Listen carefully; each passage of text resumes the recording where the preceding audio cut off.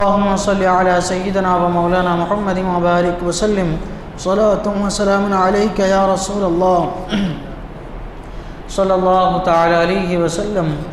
اعوذ بالله من الشيطان الرجيم. بسم الله الرحمن الرحيم. فانتقمنا منهم فأغرقناهم في اليم بأنهم كذبوا بآياتنا وكانوا عنها غافلين. تو ہم نے ان سے بدلہ لیا تو انہیں دریا میں ڈبو دیا، اس لیے کہ ہماری آیتیں جھٹلاتے اور ان سے بے خبر تھے.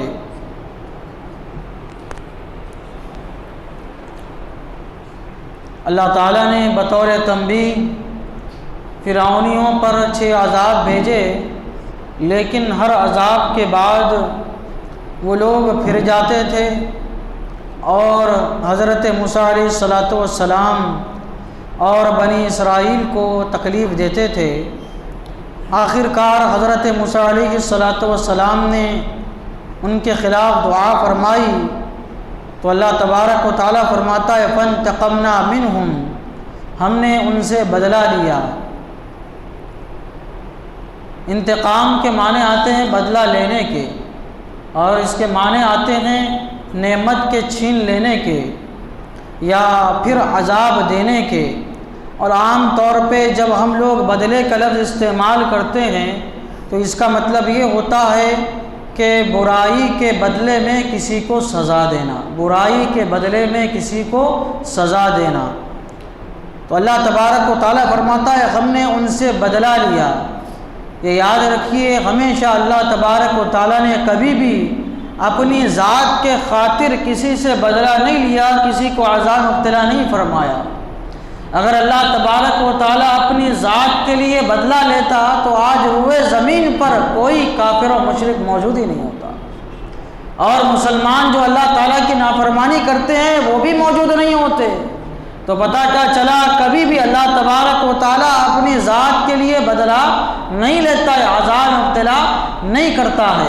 لیکن جب اللہ تعالیٰ کے پیاروں کو ستایا جاتا ہے، ان کو پریشان کیا جاتا ہے، اور جب وہ دعا کرتے ہیں تو اللہ تبارک و تعالیٰ ان کی دعاؤں کو رد نہیں کرتا.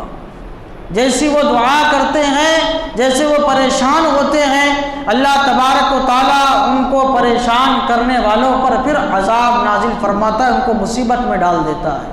اور یہ بھی یاد رکھیے کہ اللہ تعالیٰ کے جو نیک بندے ہوتے ہیں، اللہ کے اولیاء ہوتے ہیں، انبیاء ہوتے ہیں، کبھی بھی وہ اپنی ذات کے لیے کسی سے بدلہ نہیں لیتے.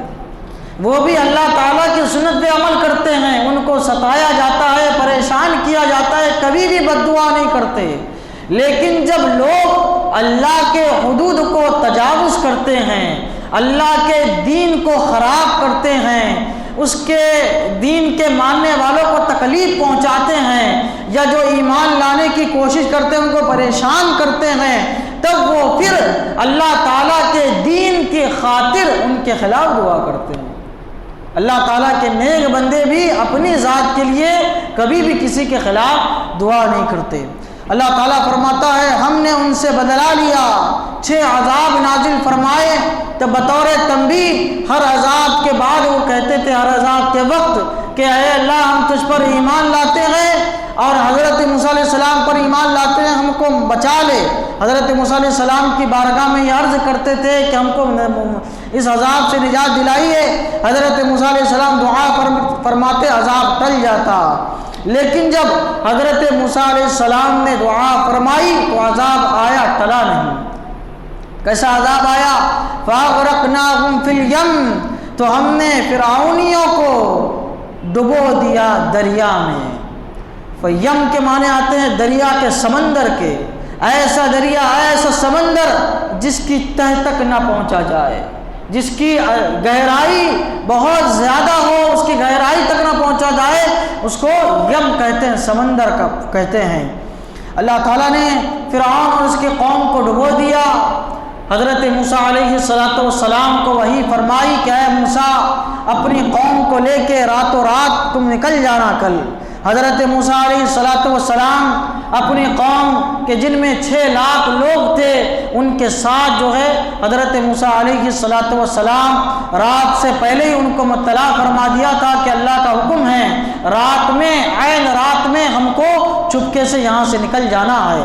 رات آنے سے پہلے جو آپ کی قوم کی عورتیں تھیں انہوں نے فرعونی عورتوں سے کہا کہ ہمیں شادی میں جانا ہے آتراج۔ شادی سے مراد یہاں پہ یہ تھا کہ آج اللہ تعالیٰ ہم کو فرعون کے ظلم سے نجات دینے والا ہے، آج ہمارے لیے خوشی کی رات ہے، شادی کی رات ہے، شادی مانے خوشی۔ انہوں نے کہا کہ آج ہمیں شادی میں جانا ہے، شادی کی رات ہے ہمارے لیے، ہم کو تم اپنا سونا دو تاکہ ہم وہ پہن کے سج دھج کے وہاں پہ جائے۔ انہوں نے کیا کیا، فرعونی عورتوں نے سارا کا سارا اپنا سونا جو ہے ان کو دے دیا، اس وقت رواج کا لینے دینے کا، انہوں نے دے دیا اور راتوں رات حضرت موسیٰ علیہ السلام ان کو لے کے نکل گئے، راتوں رات لے کے نکل گئے۔ اور جب صبح ہوئی، صبح کے وقت فرعون کو معلوم ہوا کہ حضرت موسیٰ علیہ السلام اپنی قوم کے ساتھ روانہ ہو چکے ہیں، تو 6 لاکھ وہ لوگ تھے حضرت موسیٰ علیہ السلام کے، تو فرعون نے 12 لاکھ لوگ لیے اپنے ساتھ اور ان کا پیچھا کیا۔ لیکن جب بحر قلزم کے پاس پہنچے حضرت موسیٰ علیہ السلام، فرعون پیچھے سے اپنے لشکر کے ساتھ آ چکا تھا۔ جب پھر حضرت موسیٰ علیہ السلام کی قوم نے دیکھا آگے سمندر ہے اور پیچھے فرعون ہے، 6 لاکھ لوگوں کو لے کے آیا ہے، آپ کی قوم نے کہا اے موسیٰ اب ہمیں کوئی نہیں بچا سکتا۔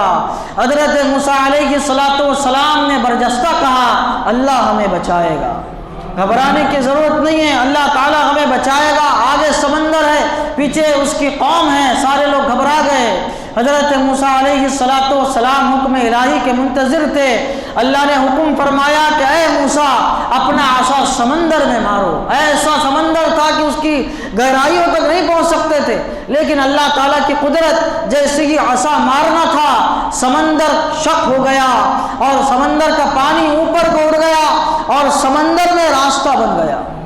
جو گہرائی تھی وہ لیول میں آ گئی اور سمندر میں راستہ بن گیا۔ 12 راستے بنے۔ 12 راستے کیوں بنے؟ حضرت موسیٰ علیہ السلام کی قوم میں 12 قبیلے تھے، تو 12 قبیلوں کے لیے الگ الگ اللہ تبارک و تعالیٰ نے راستے بنائے۔ ہر قبیلے والا ایک ایک راستے سے چلتا تھا، پانی دیوار کی شکل میں اوپر تک اٹھا ہوا تھا۔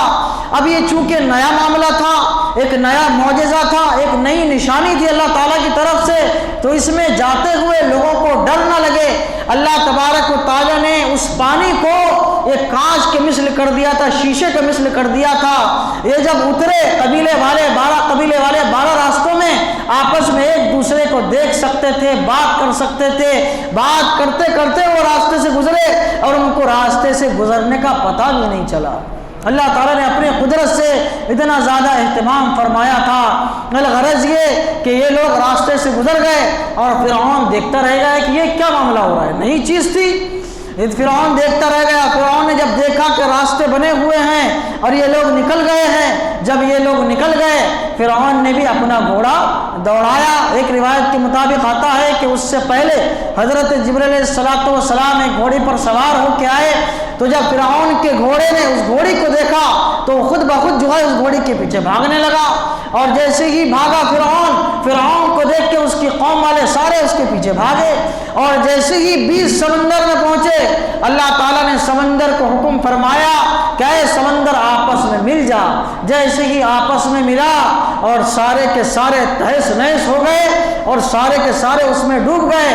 فرعون نے اس وقت بھی کہا کہ اے اللہ میں تجھ پر ایمان لاتا ہوں، حضرت موسیٰ علیہ السلام پر ایمان لاتا ہوں، لیکن اس وقت کا ایمان لانا اب قابل قبول نہیں تھا۔